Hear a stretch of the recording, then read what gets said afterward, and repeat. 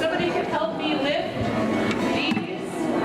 Hello, younger person. I was gonna say, I almost just would have picked on you, Avery, but these are heavy. Did you do all the artwork? I think the public you need to be artwork. Judy Nelson. Oh wow. Doris, are you going to show us the photo? I think that was in the plan right now. We can't use my God. Right around the middle. How to call it where the stuff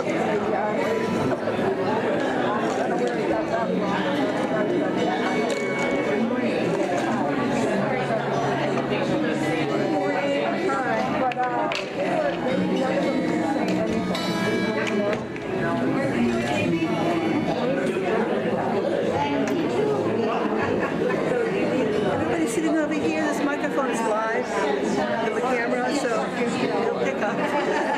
We're having a bad day.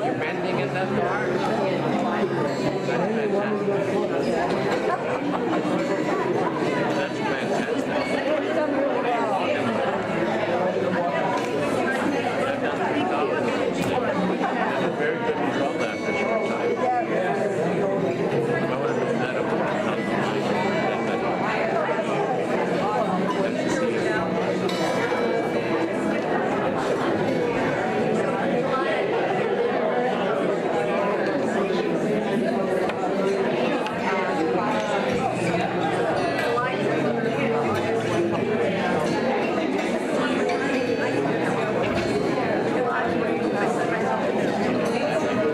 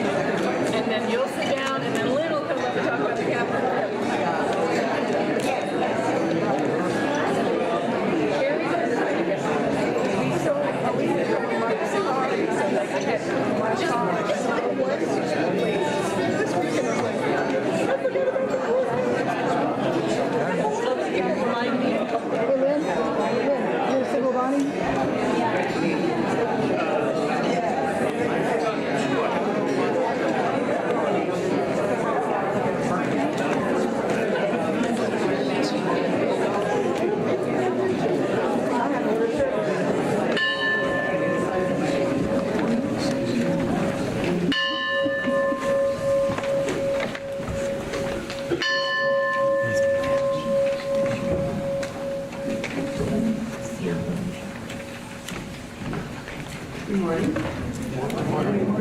name is Carol Rowan, and I use she, her pronouns. I have the honor of being your worship associate this morning. And first of all, please take a moment to put your mind, spirit, and cell phones in the worship mode. We welcome everyone here and online to the Unitarian Universalist Church of Roanoke this morning. We are so glad you're all here today and hope you choose to stay for fellowship following the service right back there in the fellowship hall. Let's take a second to turn, stand up if you wish, and connect with everyone watching at home.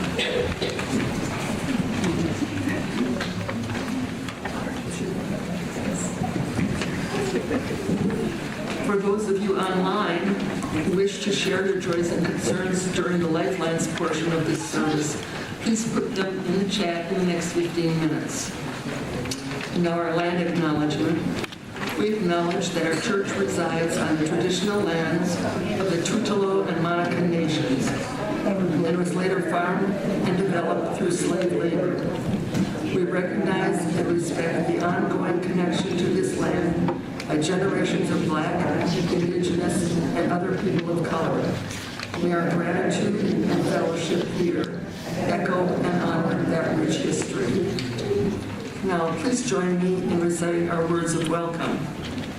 Whoever you are, whoever you love, however you express your identity, whatever your situation in life, whatever your experience of holy, as you come seeking love, your presence here is a gift. Whether you are filled with sadness, overflowing with joy, needing to feel alone with yourself, or eager to engage with others, all who welcome all are welcome here.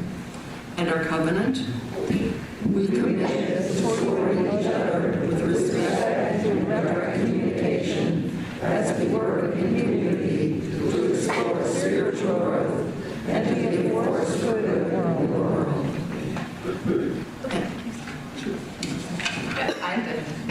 Okay, is my mic on, Lynn? Okay, yes, okay. So there's been a slight change to the printed order of service that you hold in your hands. Because sometimes Spirit moves on Sunday morning and says, no, we need to do that at the end. So this joy, the Resistance Revival Chorus, which is a song we will learn together, we are doing as the closing song. So this morning, our opening song, please enjoy what was going to be the closing song. Glory, glory, hallelujah. Performed by the Community Church of New York Choir, Darnell White, music director.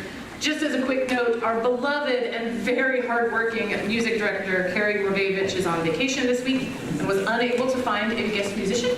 So we have got some videos and we're going to sing some together, and I think you will find them rich in their musical gifts.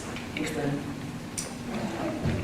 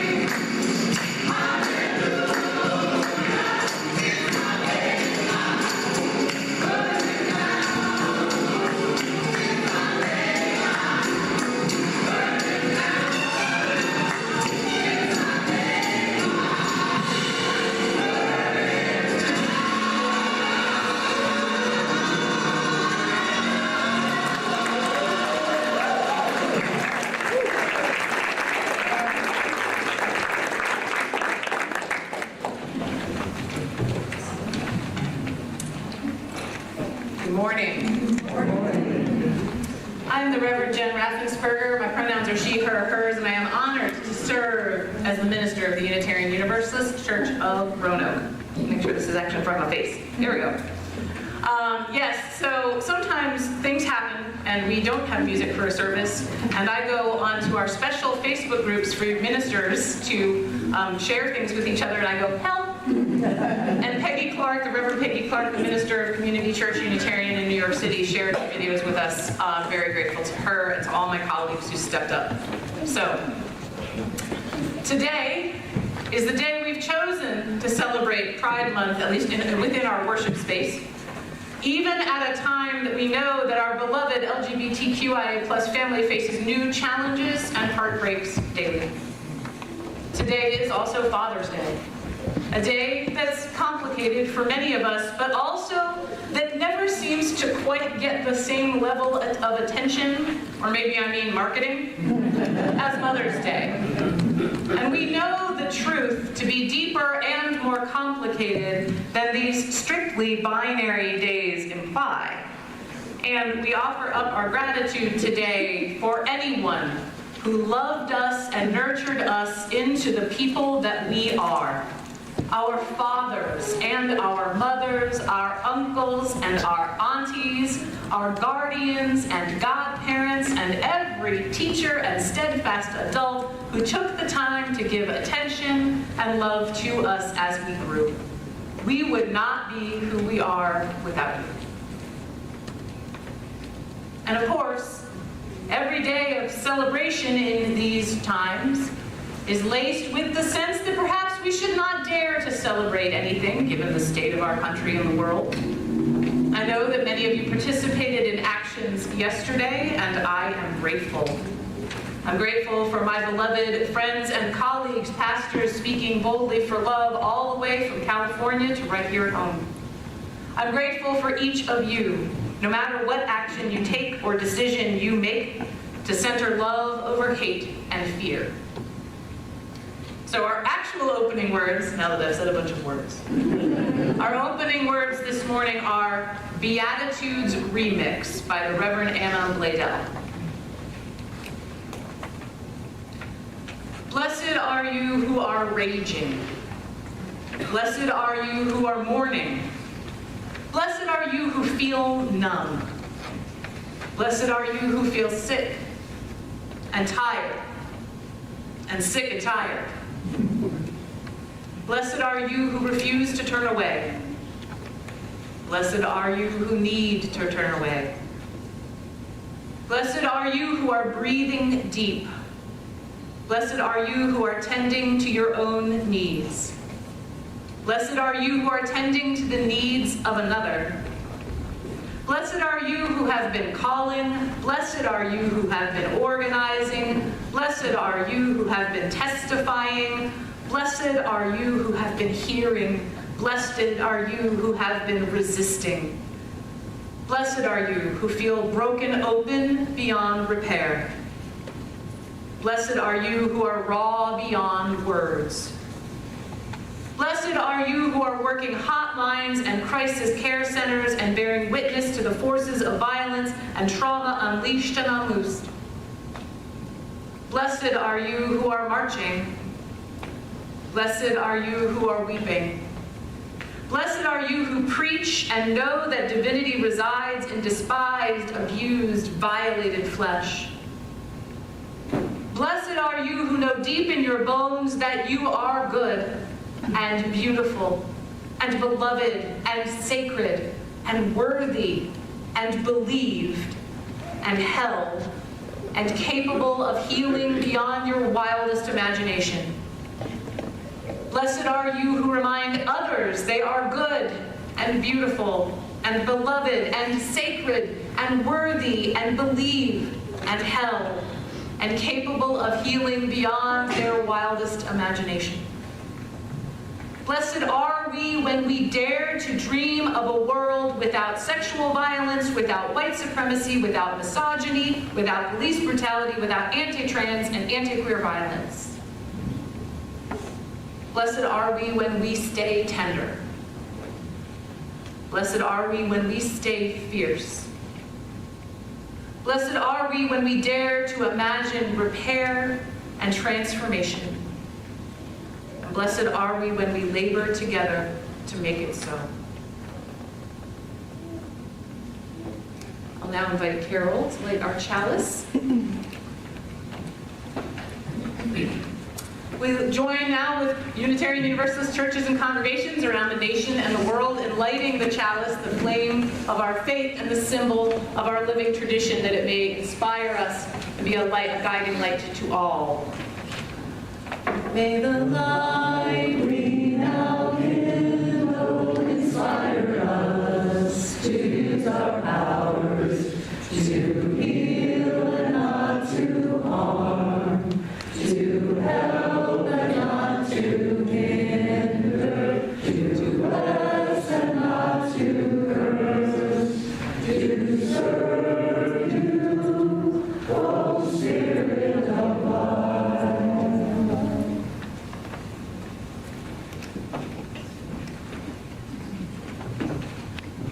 Hi, everybody. I'm Bonnie Evans, and I'm the Lifespan Faith Development Coordinator. It's a different side. Sorry. Can you hear me now? Yes. Most of you know me. I'm Bonnie Evans, the Lifespan Faith Development Coordinator. Jesse's off today, and we have a great book today, and I would like anyone who would like to come down and see the illustrations in the book. You're welcome to come down. Children and those who are young at heart. By the way, my pronouns are she, her. Today's story, in keeping with Rev. Jim's message, and it's the fact that it's Pride Sunday, is called Two Dads. It's written by Carolyn Robertson and illustrated by Sophie Humphreys. And it's for Vinny. I have two dads. Dads, daddies, papas, pops, or fathers, if you'd rather. But I think that sounds quite posh.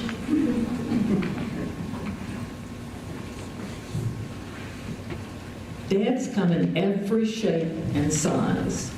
One of mine's tall, the other has brown eyes. I can't come out of either dad's tummy. I wasn't dropped by a stork or found by a buddy.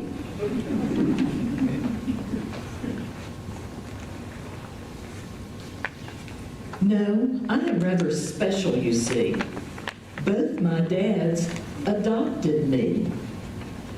My dads like driving me to school. My friends think both my dads are cool.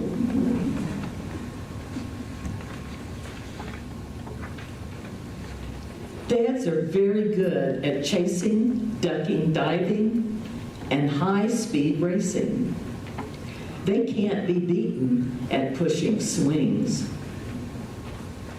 or on trampolines, or vertical rings.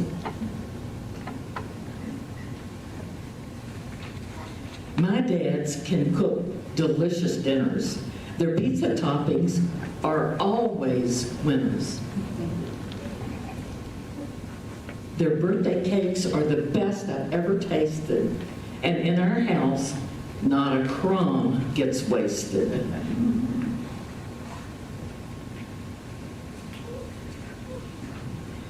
Weekends with dads are never boring, because even if one's tired and snoring, there's another dad always ready to play for a whiz around the park or a swim if it's gray.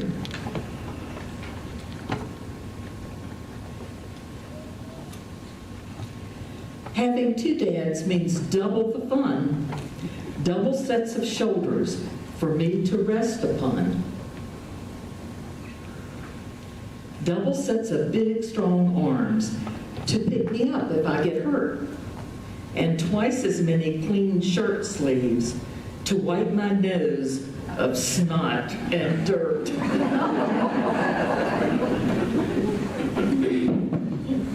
It is what it is.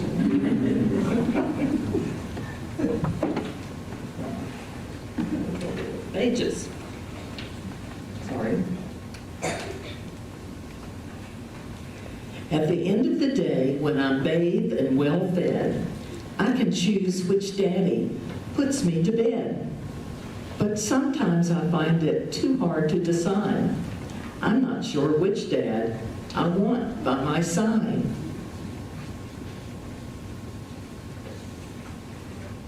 I want two daddy stories and two daddy cuddles, two daddy smiles and two daddy snuggles. Yes, what I love best when I turn off the light is both daddies kiss me and whisper, night, night. Sweet story. I want to add to the order of service today that since she volunteered last night when I asked her very last minute, Chris Yates is our volunteer for Lifespan Faith Development today. Thank you, Chris, for always stepping up. Now, I invite you to go upstairs with Chris and me, and we're going to continue our discussion about Pride Sunday and what it means, and do some artwork. Go now in peace, go now in peace. May the Lord of hosts surround you everywhere, everywhere you may go.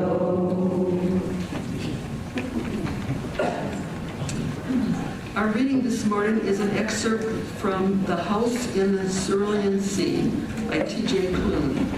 Cerulean. Arthur said, I don't know you as well as I'd like, and you don't know me. If you did, you would have known that attempting to harm me and mine is never a good idea. The crowd took another step back. Arthur sighed, shoulders slumping. I don't know what to do here. I don't know what to say. I'm under no impression that words alone will change hearts and minds, especially when those words come from me. You fear what you don't understand. You see us as chaos to the ordered world you know.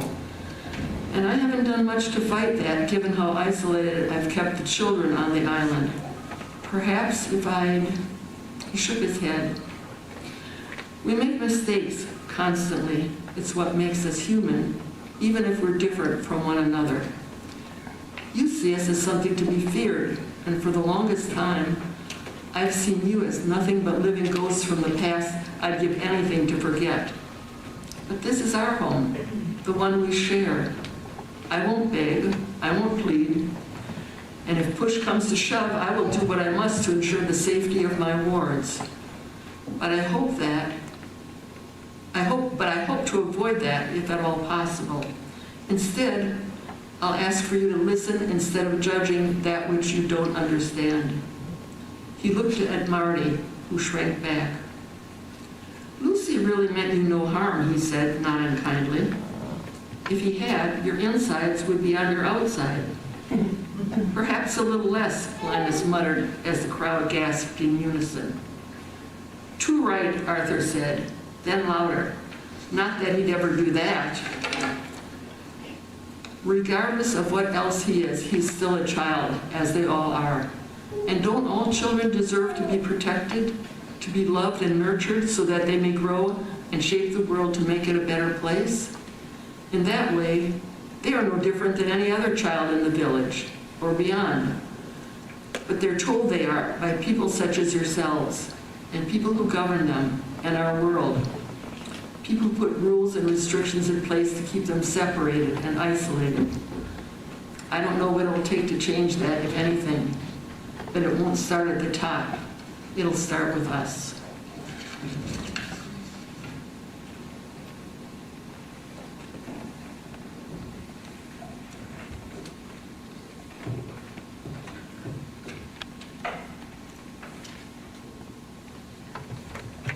We make mistakes constantly. It's what makes us human, even if we're different from one another. You see us as something to be feared. And for the longest time, I've seen you as nothing but living ghosts from a past I'd give anything to forget. But this is our home, and one we share. I won't beg, I won't plead, and if push comes to shove, I will do what I must to ensure the safety of my wards. But I hope to avoid that if at all possible. Instead, I'll ask for you to listen, instead of judging that which you don't understand. We make mistakes constantly.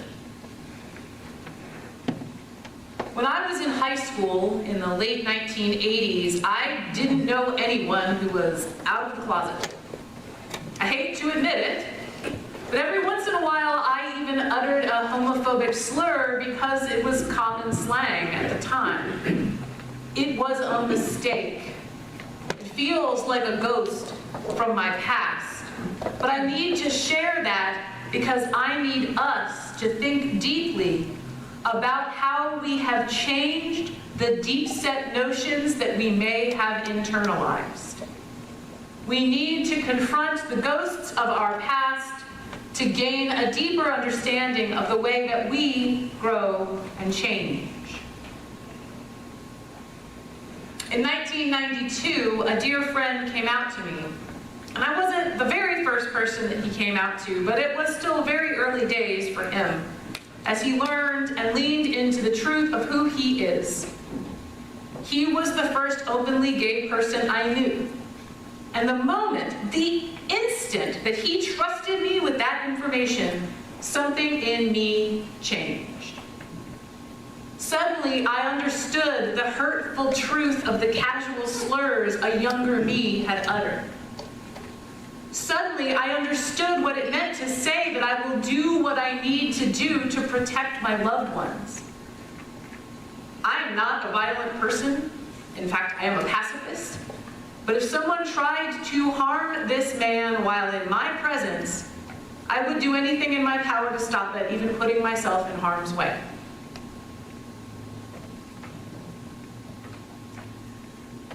This week, I have watched beloved friends put themselves in harm's way. I've watched them in coverage on KTLA and in the Los Angeles Times, speaking boldly and proudly on the side of love, even as tear gas is used against the people of this country.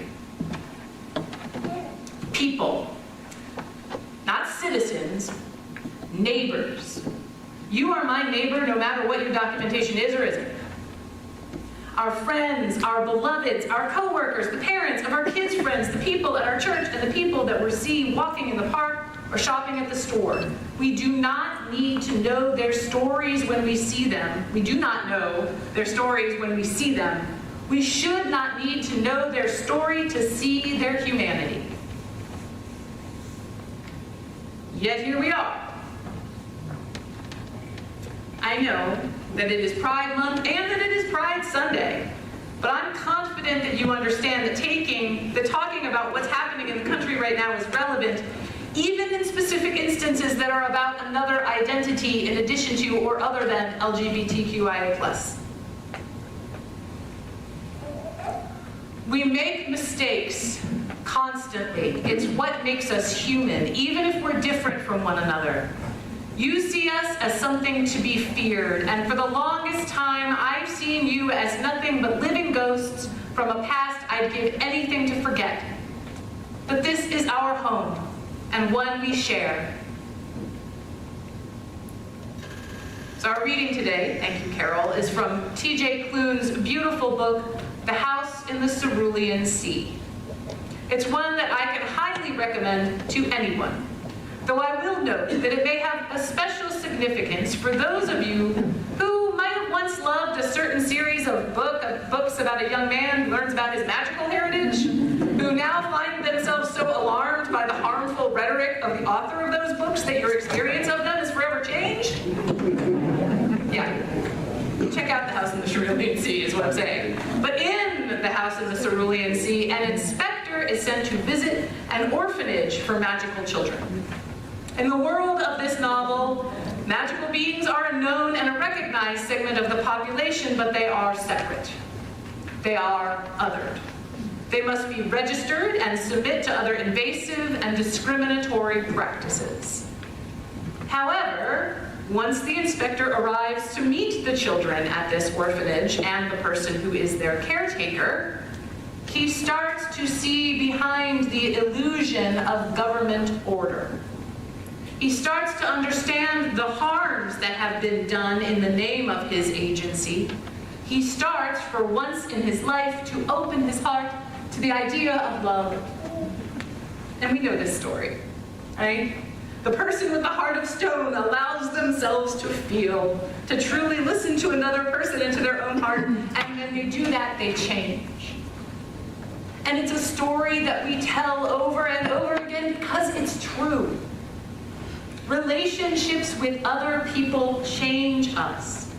Stories change us. Hearing the stories of people with different life experiences from us, which is, let's face it, everyone, that opens us to discomfort, yes, but it also opens us up to discovery.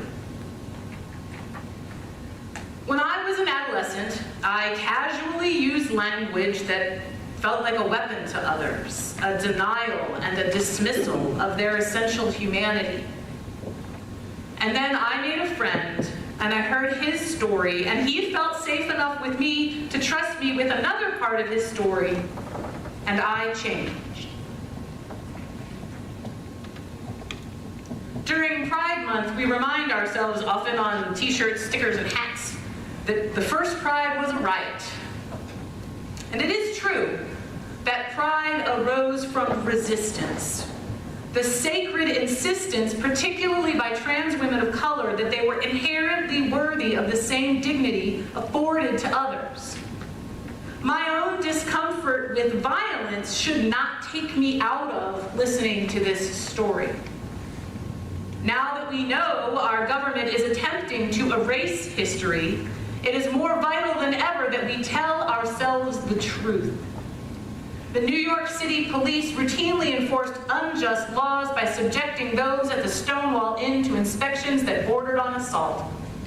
That after indignity heaped upon indignity after a woman was harmed while being removed by police on June 28, 1969, others rose up in defiance to that wrong, to the ongoing wrongs perpetrated against the LGBTQIA+ community.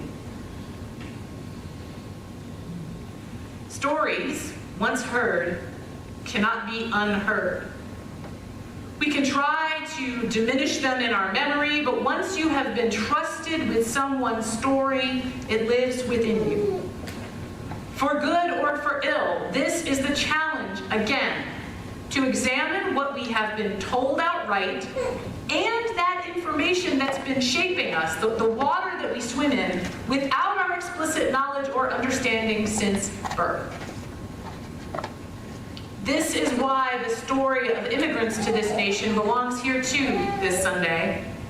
When the stories we hear about a person, or even worse, an entire group of people, serve to diminish that person or persons in our understanding, that's when the hard side of our journey of meaning-making comes to the forefront. You may have heard a phrase that I understand to have arisen out of the disability rights movement, nothing about us without us. If you're hearing stories about one group of people or another and the stories aren't coming from the people within that group, proceed with caution and awareness. This is why the erasure of history is dangerous, and this is why the expansion of history to include more varied and diverse points of view, to include multiple perspectives on a given event or idea is vital. As humans, we have free will. We are free to make what we will of the stories we hear and of the things that we see. And making stories means making meaning, the heart, as I consider it, of living a life of faith. And there's another quote that I'll share with you, although my best source for it is some podcast I heard years and years ago. This quote is, "If nothing means anything, then anything can mean everything."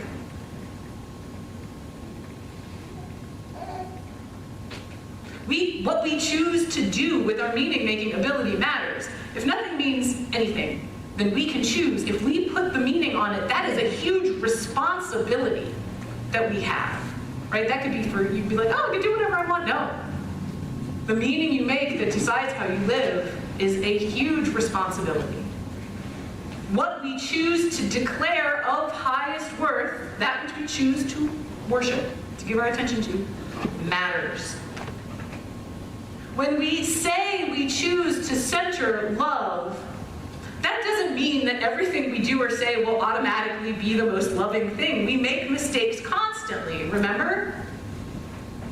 But when you find yourself making the easiest choice, using the slur, sharing the article on social media that you didn't vet, exhausting yourself with outrage without giving attention to the needs of your own body and spirit, your attention will almost never stay on the most loving choice. Dear ones, these are exhausting times. Many of us here today have been alive to witness the entire specific arc of the latest push for queer rights in American history that we've talked about today, June 28, 1969 in Greenwich Village, to June 26, 2015 at the Supreme Court, when so many of us celebrated at the release of the Obergefell versus Hodges decision that legalized same-sex marriage 10 years ago. But here, today, in 2025, we are seeing rights stripped away again. We are seeing laws passed that harm our transgender beloveds, that hamper their ability to access gender-affirming care. We know that it is harder and harder to live in a transgender body right now. It is harder and harder to live in a queer body, a gay body, a lesbian body. It is harder to live in an immigrant body. It is harder to live in a body beset by poverty.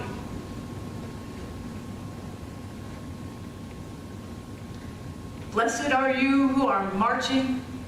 Blessed are you who are weeping. Blessed are you who preach and know that divinity resides in despised, abused, violated flesh. Blessed are you who know deep in your bones that you are good and beautiful and beloved and sacred and worthy and believed and held and capable of healing beyond your wildest imagination. Blessed are you who remind others they are good and beautiful and beloved and sacred and worthy and beloved and believed and held and capable of healing beyond their wildest imagination.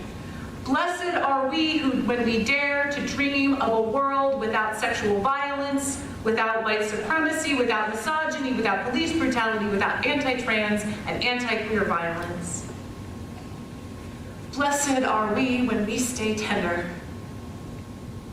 Blessed are we when we stay fierce. Blessed are we when we dare to imagine repair and transformation. Blessed are we when we labor together to make it so. Pride is a whole lot of things. Right? It is an uprising. It is a party. And this year, we also need to remind ourselves that it is a promise. We must make it a promise. We must give our attention to those most in need, most suffering under an unjust and undemocratic regime. We must understand the intersectional nature of injustice, that it compounds upon those who inhabit multiple identities with different levels, both of oppression and of privilege. We must endeavor to understand ourselves honestly. It can be painful to look at our own shortcomings, but if we can learn to do it with love, to truly love ourselves through all our faults and foibles, we will get that much closer to feeling real love for all of humanity. We must promise to give our attention to the threatened rights of and indignities visited upon those who are too routinely denied justice and dignity. We have to learn what we can and cannot do. We have to take responsibility for making meaning in a world full of chaos, and we have to take responsibility for bringing all our values to bear when we make that meaning. We are given the freedom to choose what to do with these lives we have been given. Just by being here this morning, you are choosing love. You are choosing the hard road of self-knowledge, of the knowledge and history of intersectional injustice, of the desire to act and speak and think in ways that run counter to the prevailing narrative of our society. You are choosing to say yes to the worth and dignity of all peoples, especially those most on the margins and those being pushed to the margins in greater numbers every day. You are choosing to resist the growth of authoritarianism and tyranny. You are choosing to cultivate joy within yourself and bring it to the table to share with others. In his novel, For Whom the Bell Tolls, Ernest Hemingway writes, some of you are going to know where I'm going with this, "This world is a fine place and worth fighting for."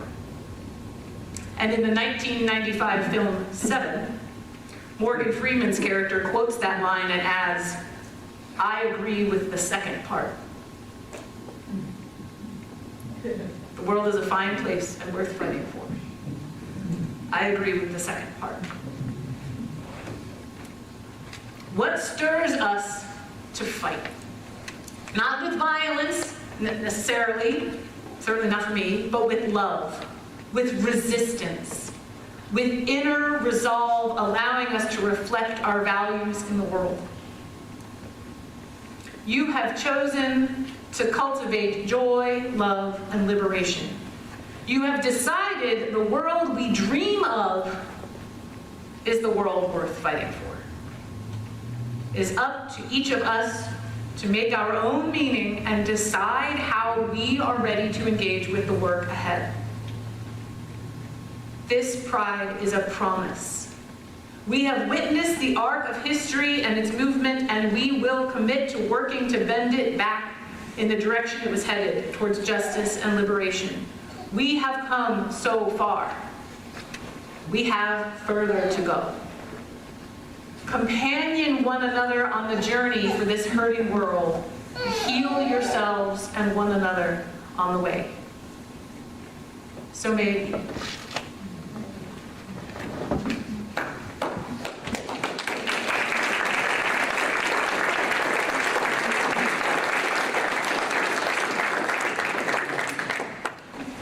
This morning, our time of meditation will just be observing a moment of silence.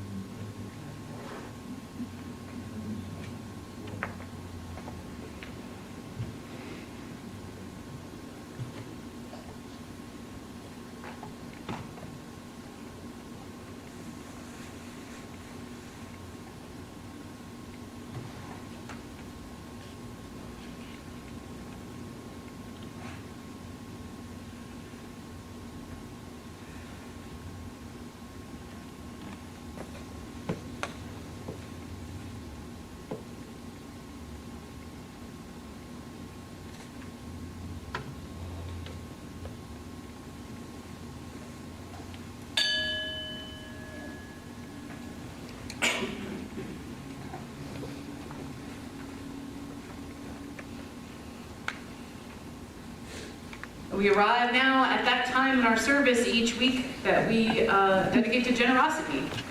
The work of this church in the world, in this community, is not possible without your time, your talent, and your treasure. The ushers will now gratefully collect the offering.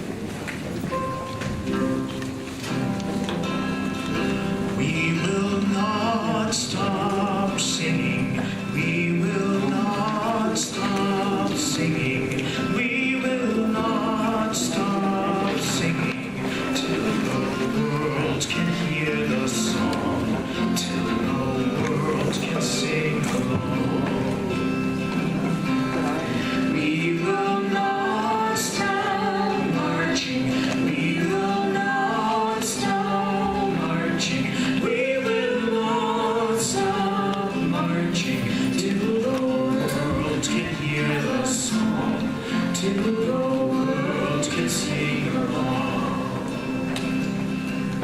till the world can sing, till the world can sing, till the world can sing along,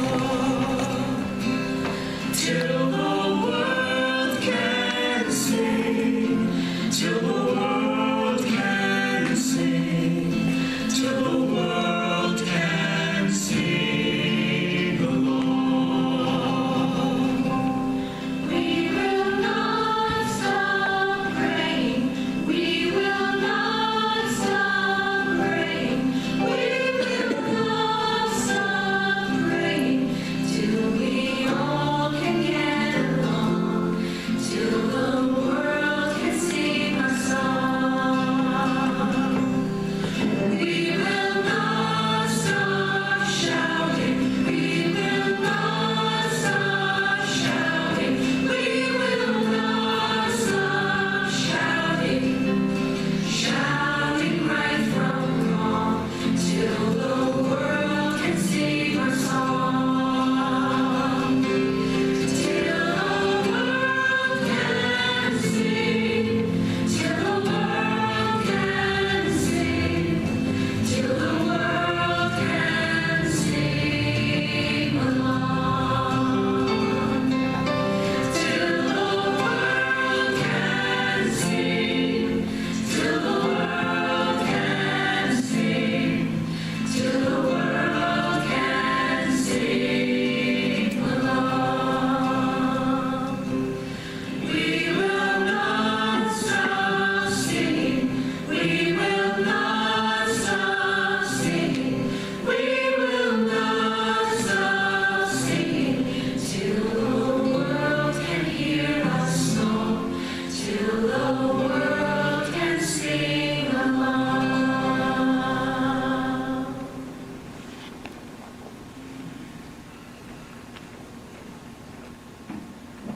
Thank you.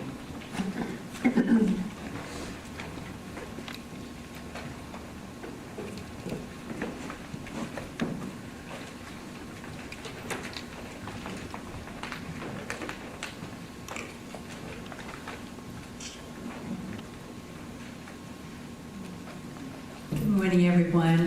My name is Linda Wood, and I have the honor of representing the Caring Committee this morning.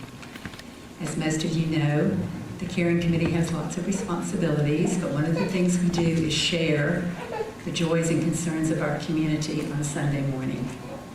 So if you would have something that you would like to announce to everybody on a Sunday morning, please let someone in the church office know, or let a member of the Caring Committee know, or write what you would like to have said in our Lifelines book, which is, you see we have a new one? We filled up the old one. This is on the altar in the mornings before church. There is nothing in the book this morning. I have nothing to report, but I know all of us have a lot in our hearts. So this is your opportunity to come forward and light a candle for something that's in your heart this morning. Please use both sides of the altar.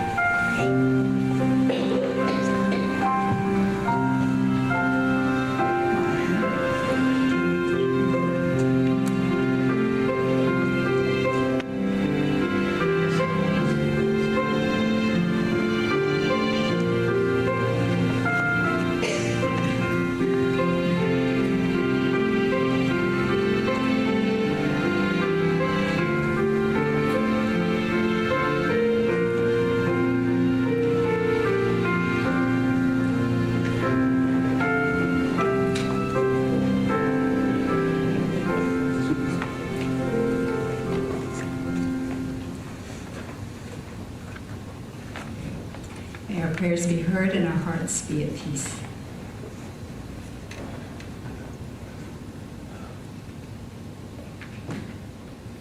Amen, Linda. May they be at peace. Might need another candle. Here we go. Emergency backup candles. Because it gets short shrift, I am going to light a candle for all fathers, those who have been thrust into the role of fatherhood, those who have complicated relationships with your fathers. There's a lot of feelings around these. My father passed in 2009. So if it's too complicated for you, think of this candle as being lit for my dad.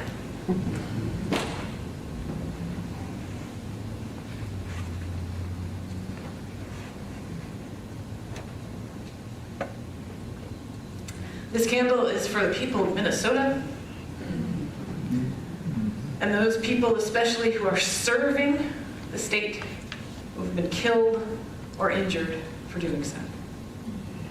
This hate and gun-based violence. June is also gun violence awareness. Like, there's a whole raft of things that we cannot name in every moment of every day. But for those who lost loved ones, and those who lost legislators, and those who feel terrified that this is the world we live in, particularly in Minnesota today.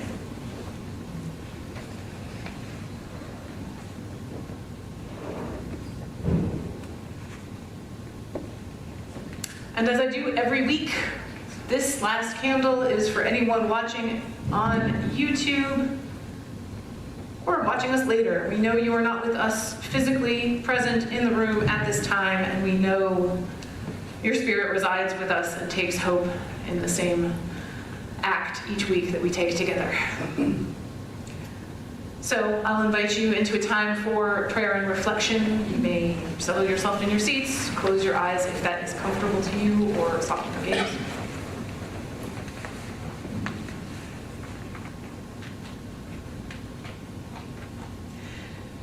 Infinite Spirit of life, we have no idea what to do with this world we have been handed. But we know it was not simply handed to us. We know that people have made it what it is, and it is in the hands, arms, hearts of people to change it. We know that a single march, a single demonstration, a single word said in love instead of hate or fear to another, to a stranger, does not solve everything, but it may make that peace arise within our hearts. And if we cannot enter into this work with a peaceful heart, at least get back to a peaceful heart, then we will spend our energy in ways that are destructive and not constructive. It is Pride Month, and I want us to think about the love that we have and all the things that we've learned, whether you identify in the LGBTQIA+ community or not, and whether that changes day to day the way it does sometimes for me. Know inside how much is different within your own lifetime. And I say that for anybody here, because things are changing, our understandings are changing, and that means that our hearts are breaking, and that means they are breaking open with a greater capacity for love and understanding, even those things where you go, I don't get it. If you don't get it, just listen. Just remind yourself that we are all worthy of love, of dignity, and of respect. Pray together for the ability to find that peace within our hearts and to cultivate that peace within our world. So maybe.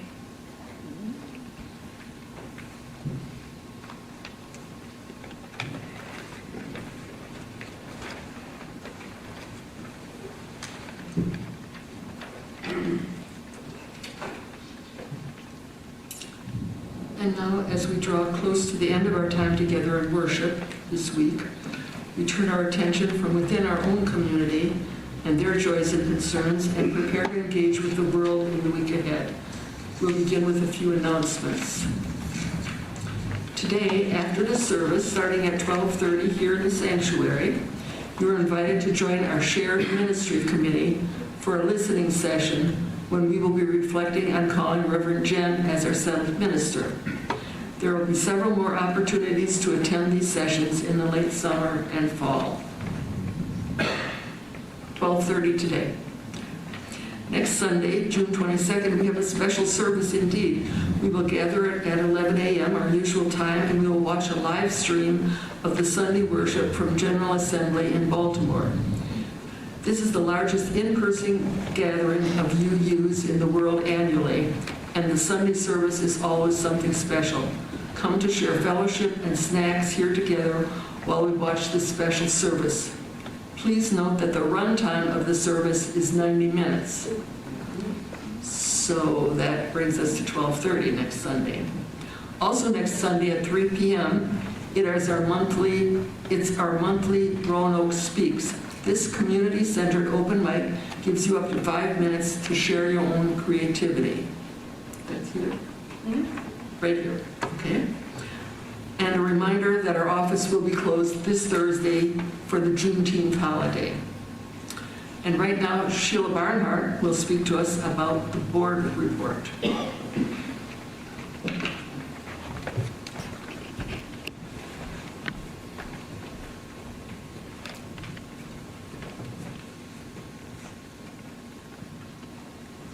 Good morning. I'm Sheila Barnhart, your Vice President of Finance, and it's my honor today to give you the report from our last board meeting. We started by reviewing our June 8th annual meeting and suggested several ways to improve for next year. Thanks to everyone who attended the meeting and participated in our congregational democracy. Maybe it needs to be congressional, right? If you missed the meeting and would like to still cast your vote, the polls remain open until 6 p.m. today.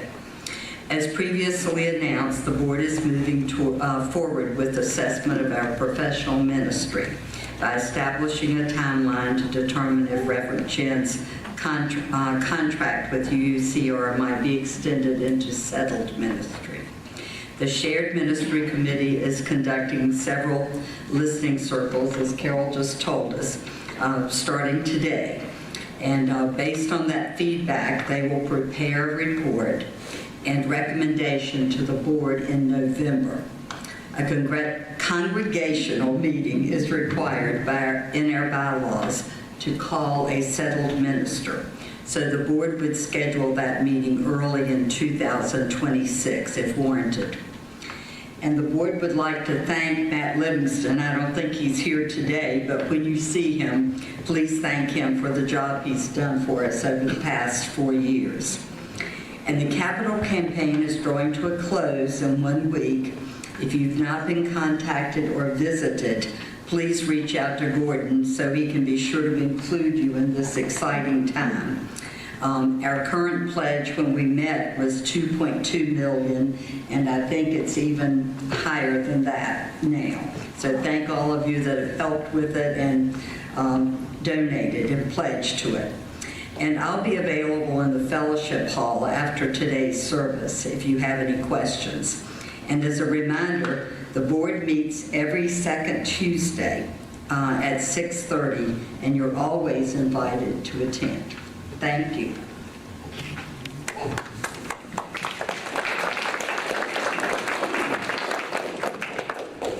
And right now, Lynn Yates will share a short reflection and report on the capital campaign.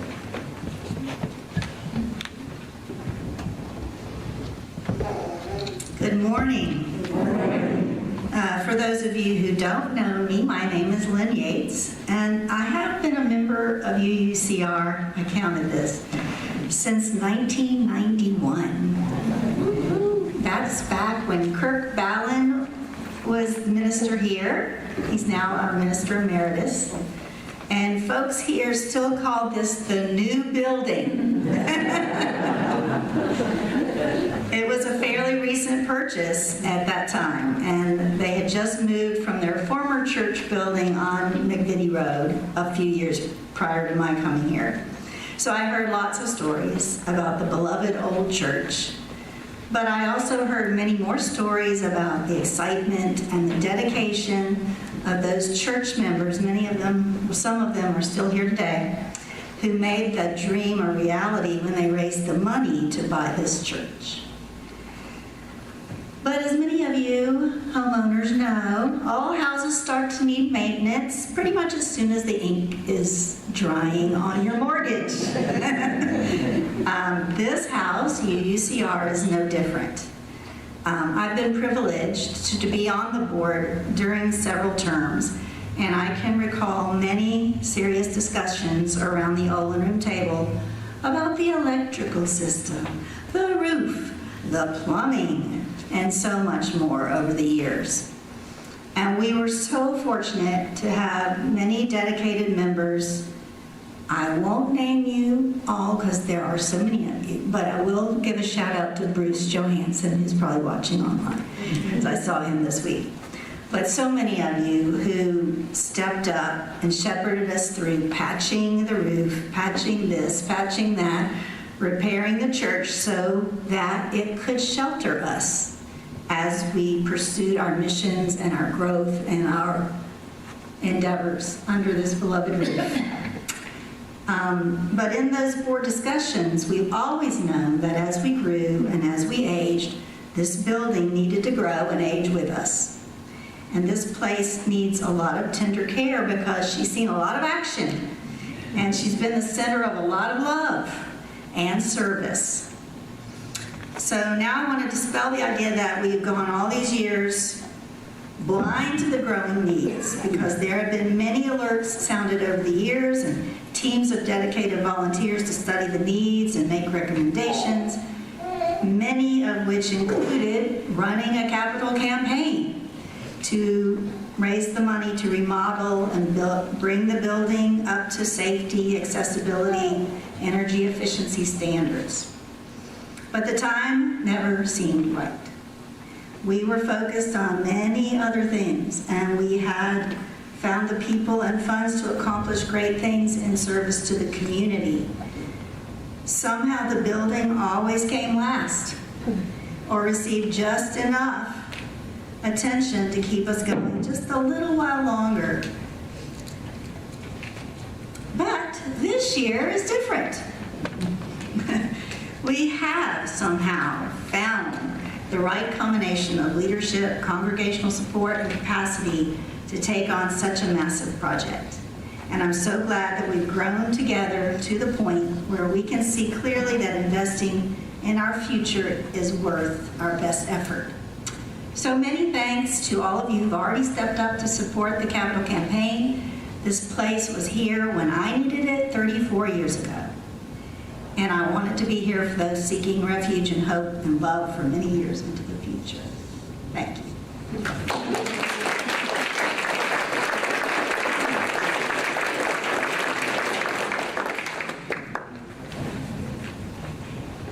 Thank you, Lynn, and everyone who's been a part of this. It's been an amazing time to be at UCR. Right now, I'm going to ask Carol to extinguish our chalice, as we do, again, in Unitarian Universalist churches, congregations, communities across the nation and the world. Each week we know that the flame of our faith may be extinguished physically within the sanctuary, but that we hold it continually in our hearts for comfort, guidance, and for warmth. So now we get to the last change I made in your order of service, which is, this is the end song, which we're all going to sing together. Last week we did the Draw the Circle Wide, and that was our musical benediction. So we're going to have one this week too. But I'm going to teach you may know this song. I've heard a lot said in this time of protest and social change that we don't have the music that we did in the 60s. Well, we still have the music that we had in the 60s. And I do think that there is new music that stirs us to action, that stirs our hearts, and that if it does not always call for change, that it gives us comfort in what we do and what we say. And this is also a moment for me to talk about, you can't see them real close. I've talked about this woman's earrings before. I want to talk about the power of art to transform in times of hate, like music and like physical art. My necklace, bracelet, and earrings are all made out of shell casings from the Ukraine invasion. by a Ukrainian artist who picks them up off the street and makes beautiful, beautiful art out of them.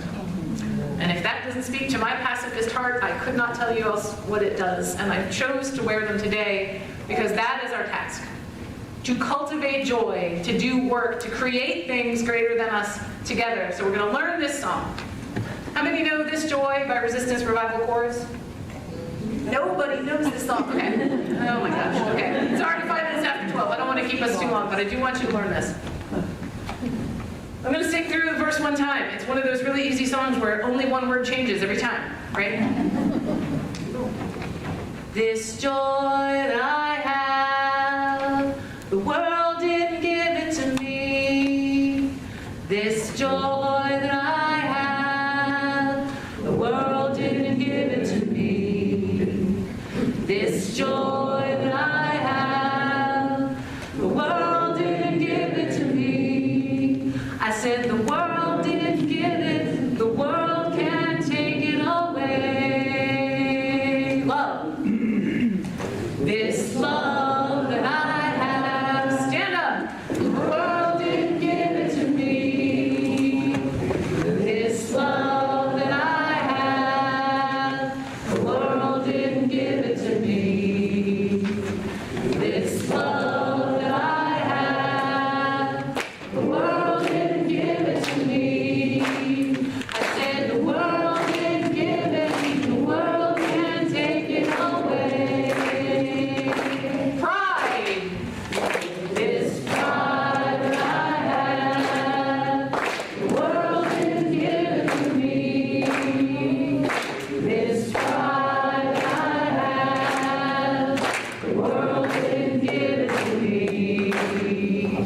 This pride that I have, the world didn't give it to me. I said the world didn't give it, the world can't take it away. Go back to joy. This joy that I have, the world didn't give it to me. This joy that I have, the world didn't give it to me. This joy